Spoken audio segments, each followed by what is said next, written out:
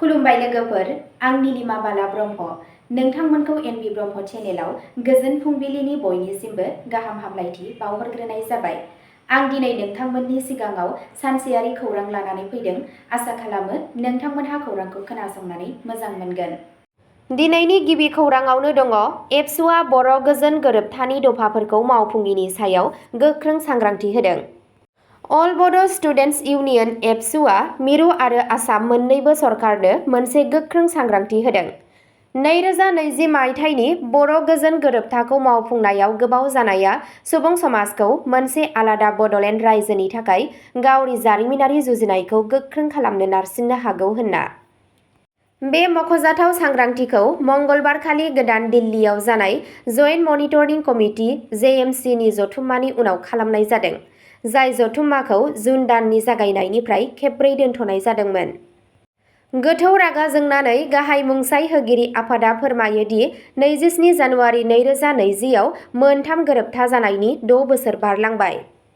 भारत सरकार, आसाम सरकार, एबसु, इउनाइटेड बर' पिपल्स अर्गेनाइजेशन (UBPO) आरो national Democratic front of Bodoland (NDFB) बे गोरोबथायाव मोनब्रै हानजाफोरनि गेजेराव सागान होनाय जादोंमोन। एबसुनि दैदेननाया बर' सुबुंफोरनि धोर्यखौ आनजाद नायनायनि थाखाय मोन्नैबो खुंथायखौ मोनसे लोरबां नोजोरनि थाखाय खुलायै सोंखारिदों। मोनसे गाहाय बिन्दोआ जाबाय बड'लेण्ड टेरिटरियेल रिजन (BTR) सिमाखौ बांहोनाय। फरायसा आफादनि बादिब्ला बे गोनांथार बिथिंखौ लानानै बिबान होनाय आय'गआ थोजासे दावगानो हायाखै, जाय समाजनि बांबोनाय गोसो बायनायाव मख'जाथाव बिहोमा होदों। नैथि खौराङाव दङ PM सूर्य घर स्किमनि सिङाव आसामनि 17% नखरफोरा लाथिख' मोब्लिबनि बिल होयो। हिमन्त बिश्व शर्मा। आसामनि गिबि मन्थ्रि ड हिमन्त बिश्व शर्मा बिथाङा 25 जुनआव बुंदों दि रायजोनि 17% नखरफोर जाय PM सूर्य घर स्किमनि सिङाव रुफटप सलार सिस्टेमखौ आजावदों, बिसोर दा लाथिख' मोब्लिबनि बिल होबोगासिनो। बे जाफुंसारनायखौ ससियेल मिडियायाव फोरमायनानै गिबि मन्थ्रि बिथाङा बुङो दि बे स्किमआ गासै रायजोआवनो गोहो रैखाथिखौ गोख्रों खालामनायजों लोगोसे बाहायगिरिफोरनि थाखाय गोबां रांखान्थियारि मुलाम्फा लाबोदों। शर्माया बुंदों दि आसामआ PM सूर्य घर बिथांखि बाहायनायाव हादोरनि गोजौसिन मोनबा रायजोफोरनि गेजेराव मोनसे, जाय थाग्रा न'फोरनि उखुमफोराव सलार पेनेल फसंनायखौ थुलुंगा होयो। बिथाङा बुङो दि बे स्किमआ हादोरसानि सोदांफिननाय गोहो थांखिफोर आरो अरायथा जौगाथायनि नाजानायफोराव बिहोमा होनायजों लोगोसे नखरफोरखौ मोब्लिबनि खरसाखौ खमायनायाव मदद खालामगासिनो दं। थामथि खौराङाव दङ सनापुर पुलिसआ सन्देह गोनां क'डिन-बेस्ड कफ सिरापनि 198 बथलफोरखौ जब्द खालामदों। सनापुर पुलिसआ दिगारु ओनसोलाव फेग्रा मुवा होबथानाय अपारेशननि समाव सन्देह गोनां क'डिनजों बानायनाय कफ सिरापनि गोबां बिबांनि केप जब्द खालामदों आरो जाथायजों लोब्बा थानाय 6 सुबुंखौ खादों।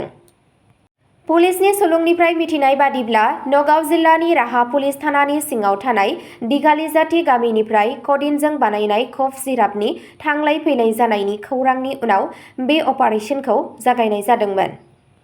खौरां मोन्नाय बादिब्ला सन्देह गोनां सुबुंफोरा दिगारु रेलवे स्टेशननिफ्राय दिगारु मुखनि फारसे थांगासिनो दंमोन। बे समावनो बिसोरनि खामानिया नोजोर बोनो हादों। खाथि खालानि सुबुंफोरा गिबियावनो बिसोरनि थांलाय फैलायखौ सन्देह गोनां नुनानै हानजाखौ होबथायो आरो उनाव पुलिसनो खौरां हरो। नागिरनायनि समाव पुलिसआ मोनसे गोसोम बेगनि सिङाव दोनखोमानाय सन्देह गोनां क'डिन सिरापनि 198 बथलफोरखौ बोखांनो हायो। हमजानाय सुबुंफोरखौ 31 बोसोर बैसोनि सुद्दाम हुसेन, 29 बोसोर बैसोनि दिलदार आली, 28 बोसोर बैसोनि अलजुल हुसेन, 38 बोसोर बैसोनि अनवार हुसेन, 35 बोसोर बैसोनि मइनुल इस्लाम आरो 18 बोसोर बैसोनि सासे लाइमोन वाहिदुल आली होननानै सिनायथि मोननाय जादों। पुलिसआ जब्द खालामनाय बेसादनि फुंखा आरो थांखिजानाय थावनिखौ मिथिनो थाखाय आरोबाव नायबिजिरनायखौ जागायदों। ब्रैथि खौराङाव दङ आसामनि धुबुरीआव नाव बेलथायनायनि उनाव गोख्रै रैखा खालामनाया 20 फरायसालिनि गथ'फोरखौ बासायो।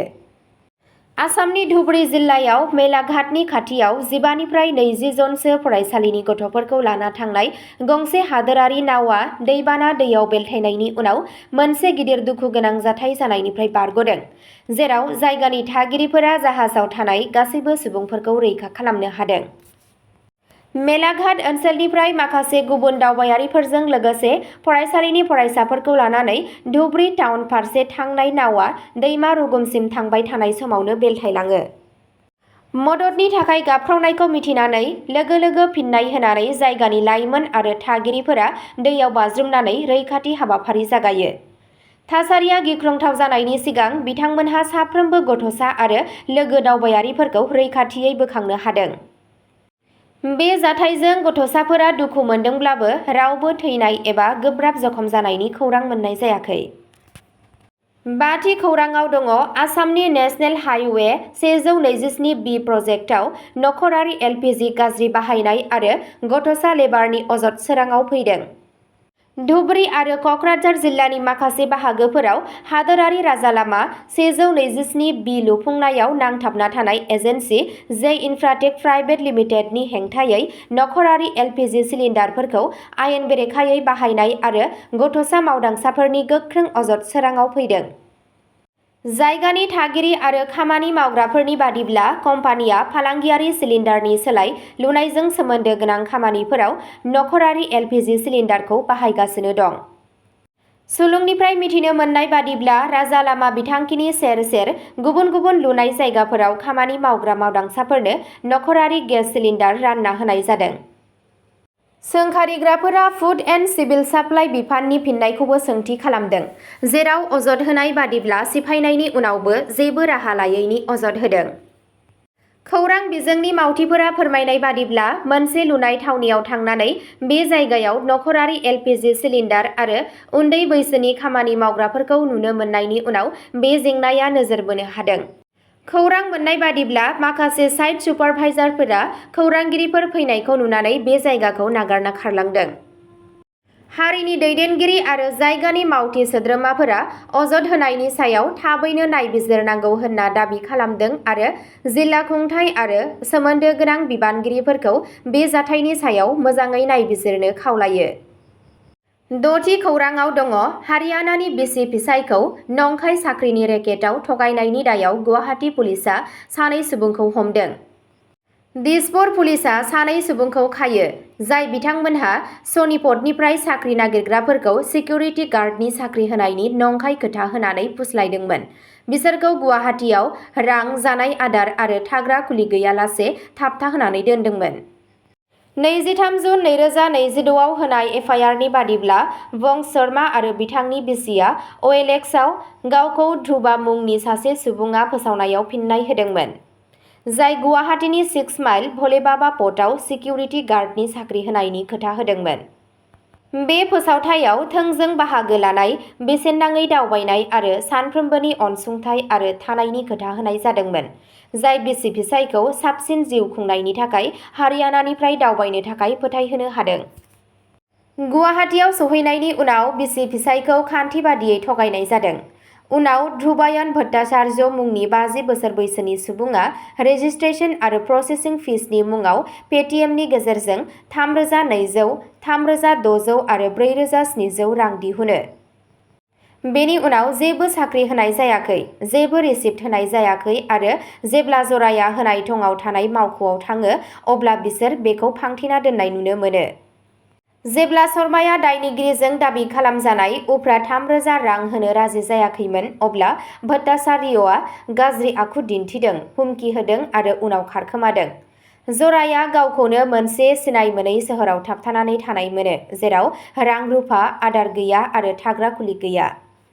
दिसपुर पुलिसआ सि-नं 430/26 आव भारतीय न्याय संहितानि 318(4), 316(2), 351(2) दफानि सिङाव केस रेजिस्टार खालामो आरो नायबिजिरनायखौ जागायो। हमनो हानाय सानै सुबुङा जाबाय आसामनि सनितपुर जिल्लानि जामुगुरि हाटनि रुपनगड़नि 50 बोसोर बैसोनि ध्रुवायन भट्टाचार्य आरो जामुगुरि हाटनि थागिबि 34 बोसोर बैसोनि कौशिक नाथ। सानैबो दायनिगिरिफोरखौ मानगोनां बिजिरसालिसिम दैथायहरनाय जादों। पुलिसा नोगोरारिफोरखौ जायखिजाया रां होनायनि सिगां थिसनग्राफोरखौ फोरमान खालामनो आरो सन्देह गोनां साख्रिनि एडभार्टाइजमेन्टफोरखौ थाबैनो रिपर्ट खालामनो खावलायदों। स्निथि खौराङाव दङ नलबारियाव जरासे सेंग्रा सिख्लानि गोथै सह मोन्दों। मोनसे दुखुनांथाव जाथायाव बालितारा हाग्रा ओनसोलनिफ्राय जरासे सेंग्रा सिख्लानि गोथै सहखौ बोखांनो हानाय बादियै गावखौनो फोथैना लानाय जाथाय।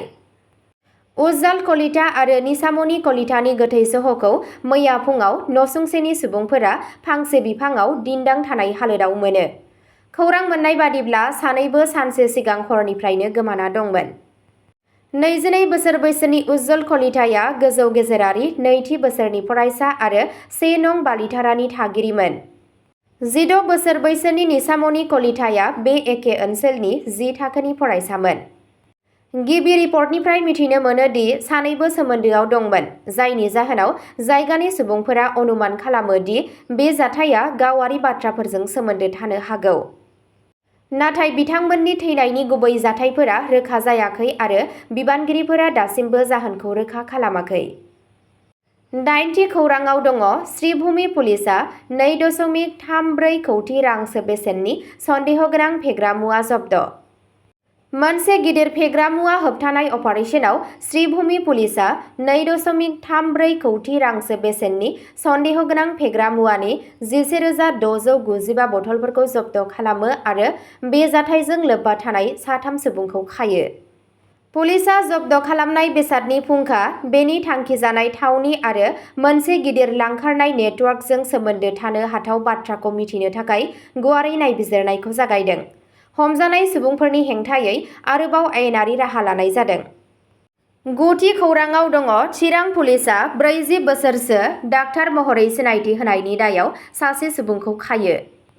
चिरां पुलिसआ सासे रोंगौथि गोनां देहा फाहामगिरि महरै फाव फान्दायनाय आरो 4 जिथाइसोनिफ्राय फोरमान बिलाइ गैयालासे बेरामिफोरखौ फाहामथाय होनायनि दायाव सासे सुबुंखौ खादों।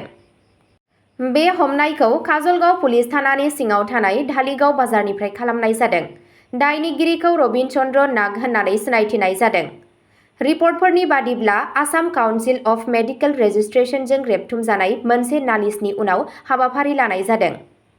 एफआइआरनि सायाव राहा लानानै पुलिसआ धालिगाव मेडिकेल्स मुंनि फार्मासियाव सिग्रोमो, जेराव नागआ अजद होनाय बादिब्ला प्रेक्टिस खालामगासिनो दंमोन आरो बेरामिफोरखौ फाहामथाय होगासिनो दंमोन।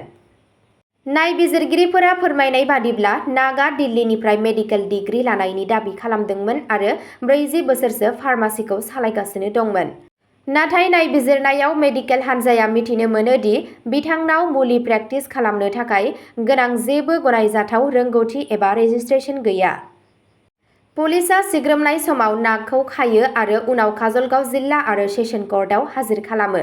बिजिरसालिया बिथांखौ जुडिशियेल कास्टडियाव दैथायहरो। पुलिसआ अजद होनाय गाज्रि आखुनि आबुं बिबांखौ मिथिनो थाखाय आरोबाव नायबिजिरनायखौ जागायदों। अब्ला दिनैनि खौराङा बेखिनियावनो जोबबाय।